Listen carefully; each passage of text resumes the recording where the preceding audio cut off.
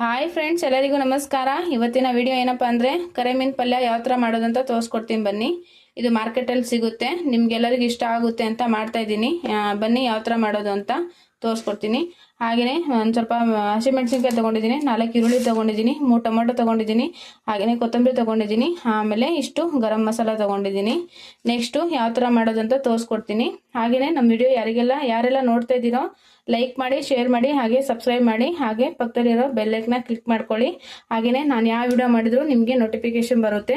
ಹಾಗೆಯೇ ಇದು ಪಲ್ಯ ಮಾಡ್ತಿರೋದು ಏನಪ್ಪ ಅಂದರೆ ರೊಟ್ಟಿ ಜೊತೆನೇ ತಿನ್ಬೋದು, ಹಾಗೆಯೇ ಚಪಾತಿ ಜೊತೆನೇ ತಿನ್ಬೋದು.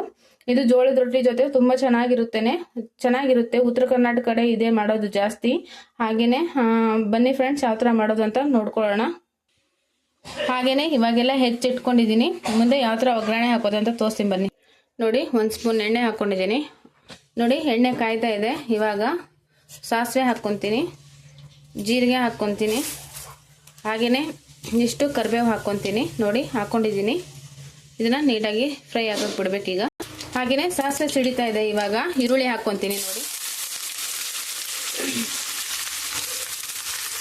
ಹಾಗೆ ಇವಾಗ ಮೆಣಸಿನ್ಕಾಯಿ ಹಾಕ್ಕೊತೀನಿ. ನೋಡಿ, ಮೆಣಸಿನ್ಕಾಯಿನ ಕಟ್ ಮಾಡಿ ಇಟ್ಕೊಂಡಿದ್ದೆ, ಮೆಣಸಿನ್ಕಾಯಿನ ಸೇರಿಸ್ಕೊತಾ ಇದ್ದೀನಿ. ನೋಡಿ, ಇವಾಗ ಇದನ್ನು ನೀಟಾಗಿ ಫ್ರೈ ಮಾಡ್ಕೋಬೇಕು. ನೋಡಿ, ಬ್ರೌನ್ ಕಲರ್ ಬರೋವರೆಗೂ ಫ್ರೈ ಮಾಡ್ಕೋಬೇಕು ಇದನ್ನು.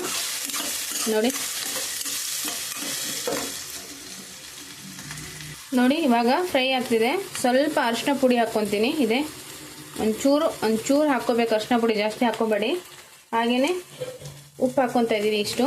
ಎಷ್ಟು ಬೇಕಷ್ಟು ಹಾಕ್ಕೊಳ್ಳಿ ಉಪ್ಪು. ಇದು ಸ್ವಲ್ಪ ಮೀನಲ್ಲಿ ಉಪ್ಪು ಇರುತ್ತೆ, ಹಾಗಾಗಿ ಉಪ್ಪು ಸ್ವಲ್ಪ ಕಮ್ಮಿನೇ ಹಾಕ್ಕೊಳ್ಳಿ. ನೋಡಿ, ಇವಾಗ ಉಪ್ಪು ಹಾಕ್ಕೊಂಡಿದ್ದೀನಿ. ಇವಾಗ ಇದನ್ನು ಕ್ಲೀನಾಗಿ ಬ್ರೌನ್ ಕಲರ್ ಬರೋವರೆಗೂ ರೋಸ್ಟ್ ಮಾಡ್ಕೊಳ್ಳೋಣ. ಹಾಗೆಯೇ ಈ ಕಡೆ ಮೀನು ತೊಳ್ಕೊಳ್ಳೋಣ ಬನ್ನಿ. ಹಾಗೆಯೇ ಮೀನು 2 ನಿಮಿಷ ನೆನೆ ಹಾಕ್ಬಿಡೋಣ. ಇವಾಗ ನೆನೆ ಹಾಕ್ಬಿಟ್ಟು ಯಾವ ಥರ ತೊಳೆಯೋದಂತ ತೋರಿಸ್ಕೊಡ್ತೀನಿ ಬನ್ನಿ. ನೋಡಿ, ಈ ಥರ ಬ್ರೌನ್ ಕಲರ್ ಫ್ರೈ ಆಗ್ತಿದೆ. ನೋಡಿ, ಈ ಥರ ಫ್ರೈ ಆಗಬೇಕಿದು ನೀಟಾಗಿ, ಇಲ್ಲಾಂದರೆ ಚೆನ್ನಾಗಿ ಬರಲ್ಲ.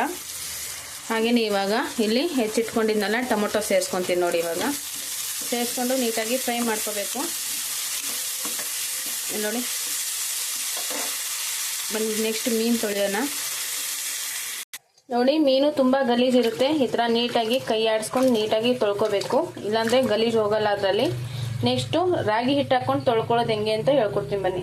ನೋಡಿ, ಇವಾಗ ರಾಗಿ ಹಿಟ್ಟು ಹಾಕ್ಕೊಂಡಿದ್ದೀನಿ. ರಾಗಿ ಹಿಟ್ಟು ಹಾಕ್ಕೊಂಡು ಒಂದು 5-6 ಸತಿ ಈ ಥರ ಕೈ ಆಡಿಸಿ. ನೋಡಿ, ಈ ಥರ ಬರಬೇಕು ಮೀನು, ಇಲ್ಲಾಂದರೆ ಟೇಸ್ಟ್ ಚೆನ್ನಾಗಿರಲ್ಲ. ಹಾಗೆಯೇ ಇದು ಫ್ರೈ ಮಾಡಿ ಇಟ್ಕೊಂಡಿದ್ನಲ್ವಾ, ಈಗ ಇದರಲ್ಲಿ ಮೀನು ಸೇರಿಸ್ಕೊತೀನಿ. ನೋಡಿ, ಮೀನು ಸೇರಿಸ್ಕೊಂಡು ನೀಟಾಗಿ ಸ್ಪೂನಿಂದ ಮಿಕ್ಸ್ ಮಾಡ್ಕೋಬೇಕು. ಇಲ್ಲಿ ನೋಡಿ, ಈ ಥರ ಫೈನಲಿಗೆ ಯಾವ ಥರ ಬರುತ್ತೆ ಅಂತ ತೋರಿಸ್ತೀನಿ ಬನ್ನಿ. ನೋಡಿ, ಈ ಥರ ಇದೆ. ಇವಾಗ ಫೈನಲಿಗೆ ಯಾವ ಥರ ಬರುತ್ತೆ ಅಂತ ತೋರಿಸ್ತೀನಿ ಬನ್ನಿ. ನೋಡಿ, ಈ ಥರ ಫ್ರೈ ಆಗಿದೆ. ಈಗ ಗರಂ ಮಸಾಲ ಸೇರಿಸ್ಕೊತೀನಿ ಇದರಲ್ಲಿ. ಹಾಗೆಯೇ ಆಗಲೇ ಹೆಚ್ಚಿಟ್ಕೊಂಡಿದ್ದೆ ಕೊತ್ತಂಬರಿ. ನೋಡಿ, ಇದನ್ನು ಸೇರಿಸ್ಕೋಬೇಕು ಈಗ ಫೈನಲ್ ಇದು. ನೋಡಿ, ಈ ಥರ ಈಗ ನೀಟಾಗಿ ಮಿಕ್ಸ್ ಮಾಡಿಕೊಂಡು ಒಂದು 2 ನಿಮಿಷ ಬಿಡಬೇಕಷ್ಟೇ. ಇದನ್ನು ಬಿಟ್ಟಾದ್ಮೇಲೆ ಆಫ್ ಮಾಡಬೇಕು. ನೋಡಿ, ಈ ಥರ ಆಗಿದೆ. ಇವಾಗ ತುಂಬ ಟೇಸ್ಟಿಯಾಗಿ ಬರುತ್ತೆ ಫ್ರೆಂಡ್ಸ್, ಒಂದ್ಸತಿ ಟ್ರೈ ಮಾಡಿ. ಹಾಗೆಯೇ ಯಾರಿಗೆಲ್ಲ ಇಷ್ಟ ಆಗುತ್ತೋ ಅವರೆಲ್ಲ ನಮ್ಮ ವಿಡಿಯೋನ ಲೈಕ್ ಮಾಡಿ, ಶೇರ್ ಮಾಡಿ, ಹಾಗೆ ಸಬ್ಸ್ಕ್ರೈಬ್ ಮಾಡಿ, ಪಕ್ಕದಲ್ಲಿರೋ ಬೆಲ್ ಐಕನ್ನ ಕ್ಲಿಕ್ ಮಾಡಿ. ಯಾವುದೇ ವಿಡಿಯೋ ಮಾಡಿದರೂ ನಿಮಗೆ ನೋಟಿಫಿಕೇಷನ್ ಬರುತ್ತೆ. ಹಾಗೆಯೇ ನಮಗೆ ಸಪೋರ್ಟ್ ಮಾಡಿ ಅಂತ ಕೇಳಿಕೊಂಡು ಈ ವಿಡಿಯೋನ ಎಂಡ್ ಮಾಡ್ತಾಯಿದ್ದೀನಿ. ನೋಡಿ ಫ್ರೆಂಡ್ಸ್, ಈ ಥರ ಬಂದಿದೆ ಪಲ್ಯ, ಸಕ್ಕತ್ತಾಗಿದೆಯಲ್ವಾ? ಒಮ್ಮೆ ಆದರೂ ಮನೇಲಿ ಟ್ರೈ ಮಾಡಿ, ತುಂಬ ಚೆನ್ನಾಗಿರುತ್ತೆ. ರೊಟ್ಟಿ ಜೊತೆ ಚೆನ್ನಾಗಿರುತ್ತೆ, ಹಾಗೆ ಚಪಾತಿ ಜೊತೆನೂ ಚೆನ್ನಾಗಿರುತ್ತೆ. ಒಂದ್ಸತಿ ಟ್ರೈ ಮಾಡಿ ನೋಡಿ, ಆಮೇಲೆ ಕಮೆಂಟ್ ಮಾಡಿ. ಹಾಗೆಯೇ ಎಲ್ಲರೂ ನಮ್ಮ ಚಾನಲ್ನ ಸಬ್ಸ್ಕ್ರೈಬ್ ಮಾಡಿ. Okay friends, bye friends.